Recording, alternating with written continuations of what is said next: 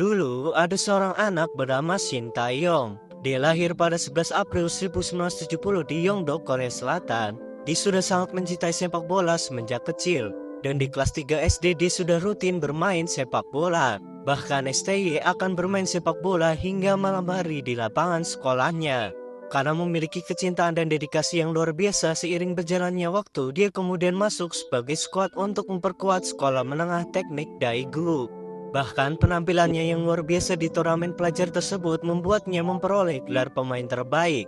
Kemudian mulai banyak klub sepak bola dari Korea yang meliriknya. Namun STY justru memilih tinggal di kampung halamannya. Barulah setelah beliau lulus SMA, dia kemudian melanjutkan kuliah di Universitas Yongnam. Di sini saat masih berumur 19 tahun, dia kemudian memperkuat tim Yongnam.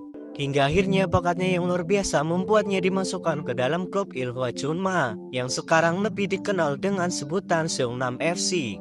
Dia bahkan memperoleh Korean League Young Player of the Year Award di musim pertamanya di tahun 1992.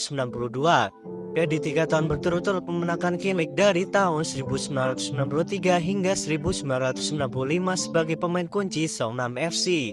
Bahkan di tahun 96 dalam ajang Piala Asia, beliau juga sempat membela timnas Korea dan berhadapan langsung dengan Indonesia. Meskipun klub tersebut sempat mengalami kesulitan karena kemampuan STY yang luar biasa di tahun 2001 hingga 2003, mereka kemudian kembali menjuarai 3 musim berturut-turut. Dia kemudian bermain di klub tersebut hingga tahun 2004 dan berhasil mencetak 76 gol dari 296 penampilannya sebagai seorang gelandang. Hingga kemudian di tahun 2005 dia kemudian bergabung dengan klub Queensland Roar dari Australia.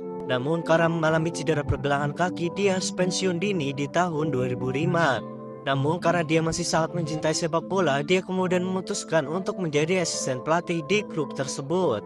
Hingga kemudian di tahun 2009 beliau kemudian kembali ke Korea dan menjadi pelatih interim di klubnya Seongnam FC.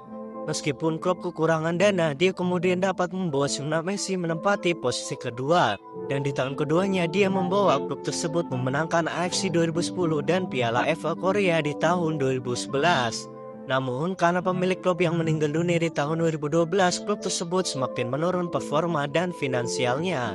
STY kemudian memundurkan diri.